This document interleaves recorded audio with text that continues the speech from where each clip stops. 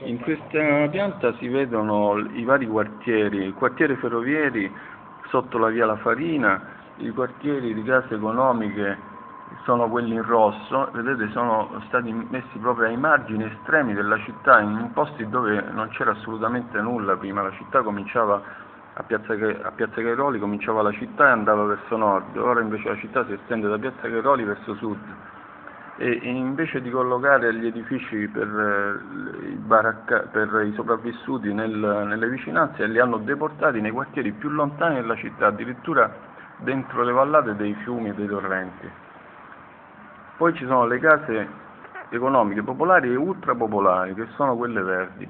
Accanto a quelle, nel greto del torrente Camaro, hanno collocato 1, 2, 3, 4, 5, 6, 7 quartieri di case economiche popolari e ultrapopolari.